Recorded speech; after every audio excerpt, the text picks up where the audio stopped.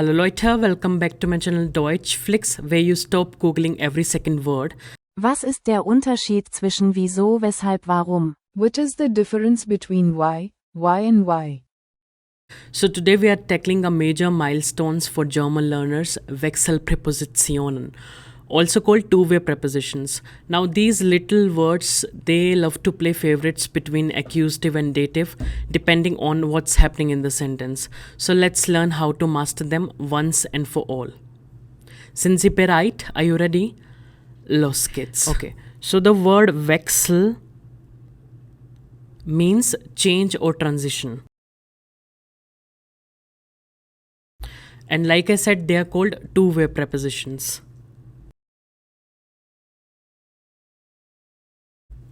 Now what exactly do I mean by two-way prepositions, or what exactly the change do they show?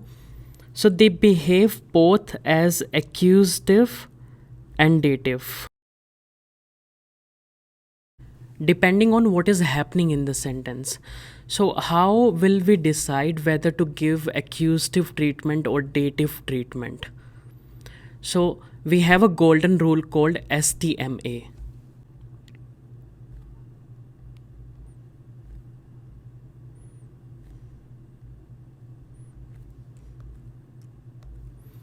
SDMA is an acronym for stationary dative, motion accusative.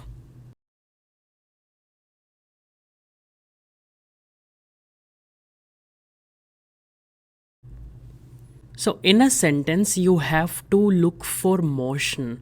You have to check if there is motion in the sentence or not. If there is motion, then you will give accusative treatment. But if there's no motion, you will give dative treatment. So that's how you will decide whether to go for accusative or dative. Now the question is, why do we use Wechselpräpositionen? So we use them to locate an object or a person.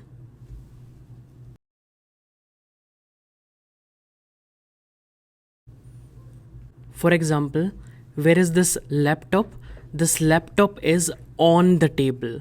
Now we're gonna see how do we say on in German. Or where am I sitting right now? I am in the room. Okay, so in the first example, you're getting the location of my laptop, and in the second example, you're getting the location of me. So when we learned accusative prepositions, I gave you the mnemonic Dockfube. And when we learnt dative, I gave you the mnemonic von zu Snapback A. Now for Wechselpräpositionen, you have to memorize this sentence. Anna ate honey in nice umbrellas under very zigzag bridges. Now what I'll do is I'll go ahead and define these prepositions. So A in Anna is for an.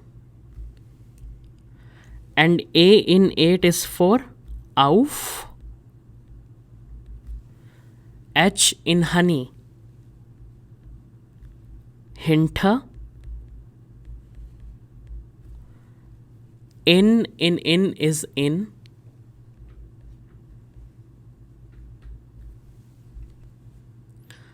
I know we have seen this preposition before. Zum Beispiel, ich wohne in Berlin. I live in Berlin. Now N in nice is for neben.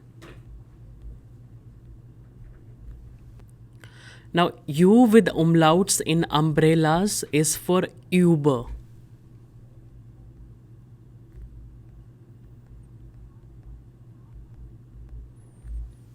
U in under is for unter.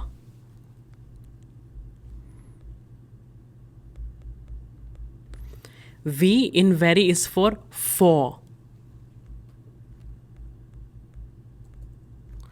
Z in zigzag is for zwischen.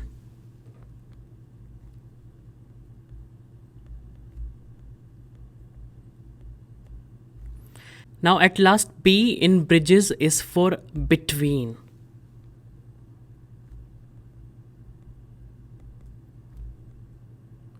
Which I know it's a preposition in English. Now the meaning of zwischen is between.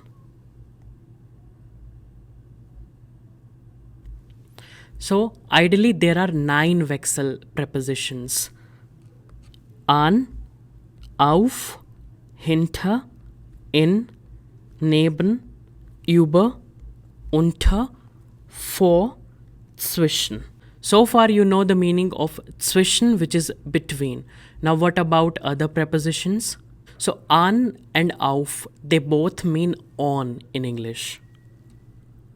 An is on and auf is also on. Then the question is, what is the difference between them? We use an for vertical surface, whereas we use auf for horizontal surface.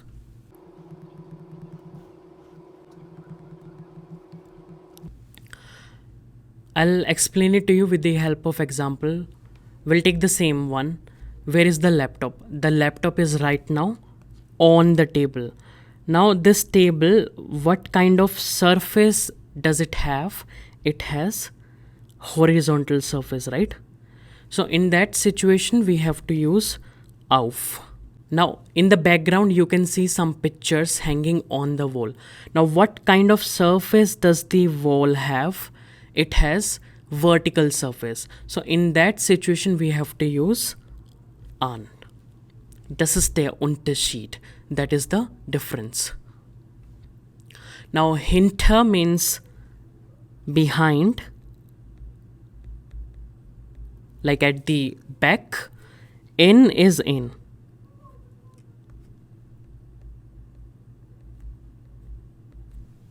Neben, next to or beside.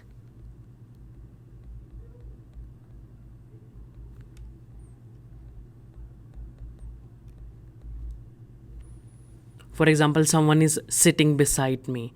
So in that situation we have to use neben. Über means above.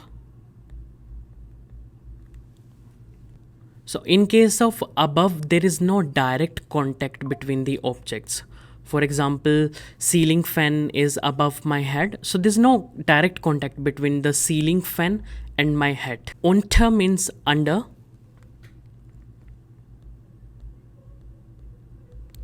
Vor means in front of.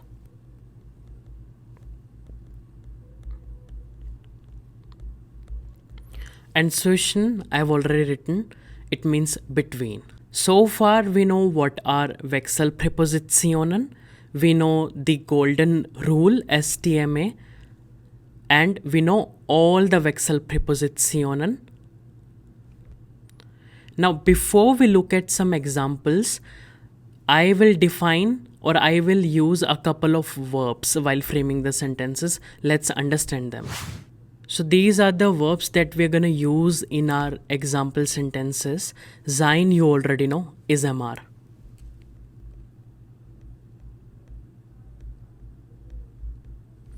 Stehen means to stand. Or in some situation it also means is MR.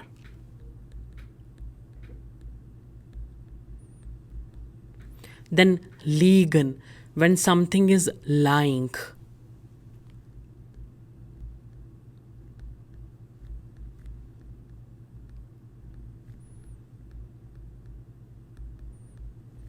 Hängen, which means to hang something.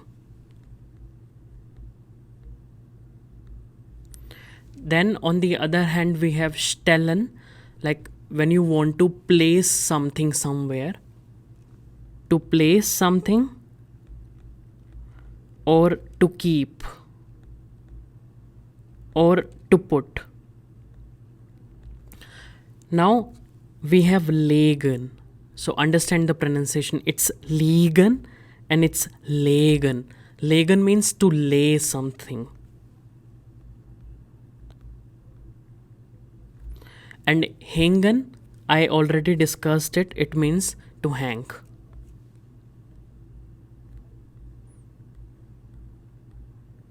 Now the question is, why have I written it twice? So we are gonna these set of verbs whenever there will be motion, because these verbs show motion.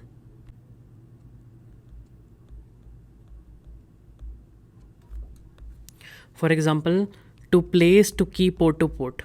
So you will legit hold something and place it somewhere, right? So there will be motion. Or if you're laying something, let's say on the floor, or if you're hanging something, let's say you're hanging paintings on the wall, so there will be motion when you use these verbs. On the other hand, sein, stehen, liegen and hängen, these verbs will not show any motion, so stationary.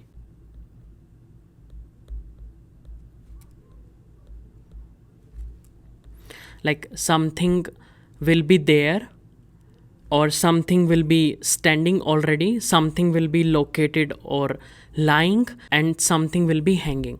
So you're just standing there and looking at things. So there's no motion going on, right? Now we're left with one last thing, which is, I told you Wechselpräpositionen are two-way prepositions. They behave both as accusative and dative. So I want you all to pause the video and create a definite article table. Like how do we say the in nominative, accusative and dative case, depending on the gender. It's masculine, neutral or feminine, and if it is singular or plural. So you have 5 seconds for that. So time to discuss the examples. So if we were to translate the bottle is standing or the bottle is on the table, how will we say that? So we'll say die Flasche, the bottle. Now I'll use the verb stehen, I'll conjugate it accordingly. Steht, Lücke, Tisch. Tisch is masculine. So you have to think, how will you say on the table in this sentence? I'll discuss this in 5 seconds.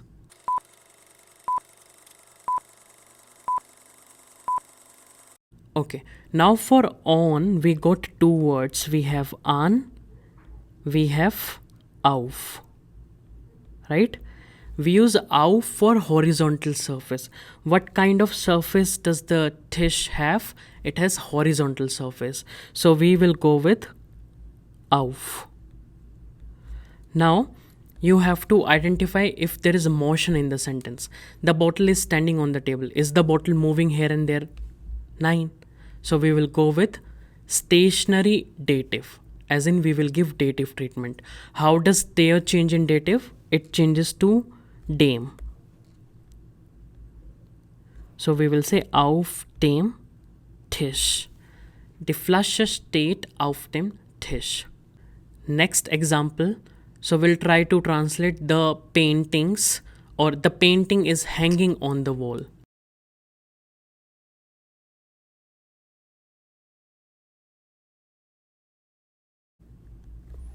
Okay, I'll show my answers in 5 seconds.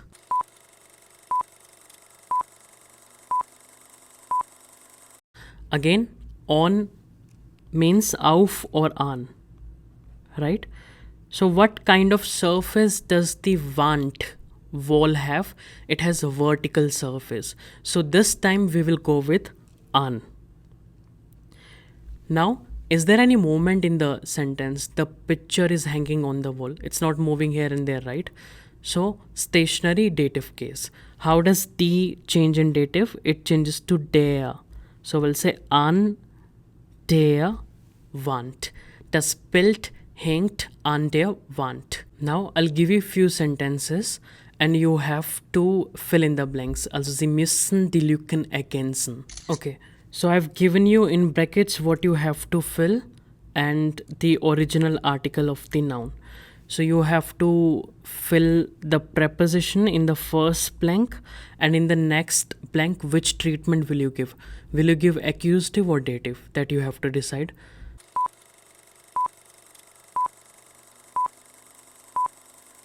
Time to discuss the answers. So ich stelle das Bild Lücke Wand. And we have to fill on. So we got two words, an or auf. What we know for sure, Wand, the wall has vertical surface. So we will go with an. Second thing, which treatment will we give? Accusative or dative? So SDMA will decide that. Stationary dative, motion accusative. Is there any motion going on? The answer is ja. Stelle. The verb stellen itself shows motion. You like hold something and you will go there and place. Right? So we will give accusative treatment. D remains T. Then in the second sentence we have to fill in. In is in. Bringt das Auto in Werkstatt. He is bringing the car in the workshop will be the meaning, right? So there's a motion going on. And for motion we give accusative treatment. D remains T. Next example.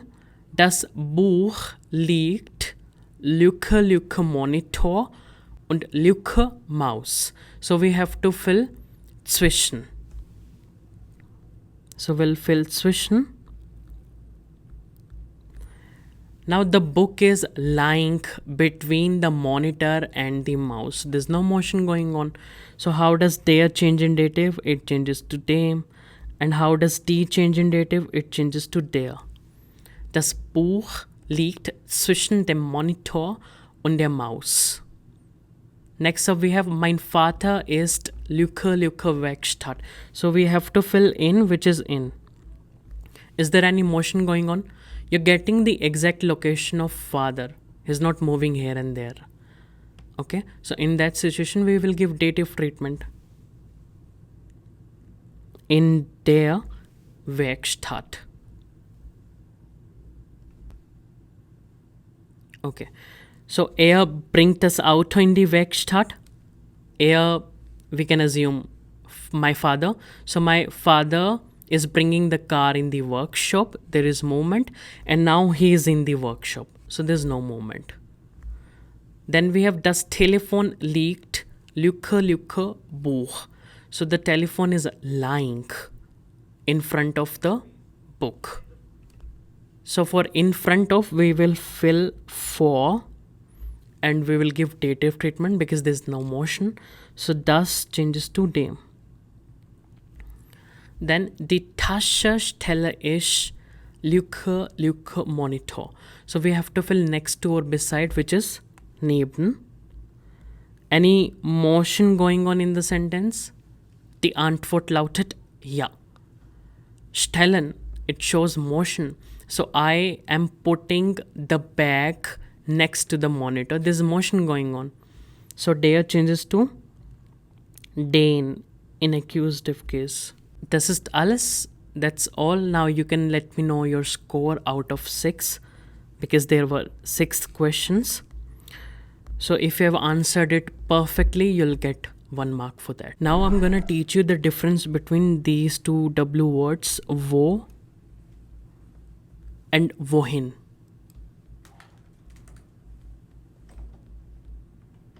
You already know what is wo. It means where. And wohin, it also means where. Or to be precise, where to. So what is the difference between them? If in a sentence there is motion and you want to formulate a question out of it, then you have to use wohin. And if there's no motion, you will be using wo. Examples. Ich stelle das Bild an die Wand. I am placing the picture, the painting on the wall. There's motion going on, right? Now, if I were to formulate a question out of it, like where am I putting or placing the picture? So in that situation, I have to use wohin. Now for wo, we can take this example. Mein Vater ist in der Werkstatt. Where is my father? Now for the word where, I'm gonna use wo because you're getting the stationary location of someone or something, right? So always remember the difference between wo and wohin is you again have to check if there is motion and you want to formulate a question, you will use wohin, otherwise you will use wo. Okay, so if I were to formulate a question from first sentence, I will use wohin.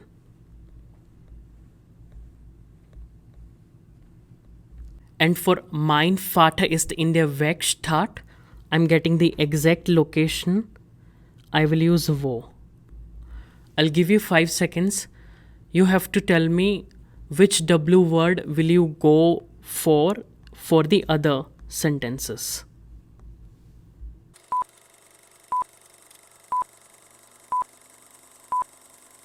So for er bringt das Auto in die Werkstatt, there is motion. We will use wohin.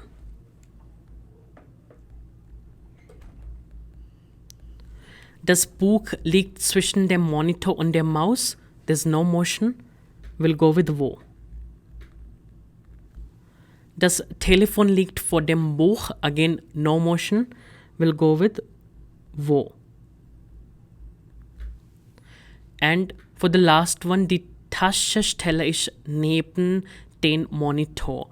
There's motion going on because I am holding the bag and I'm placing it next to the monitor. So we will go with wohin.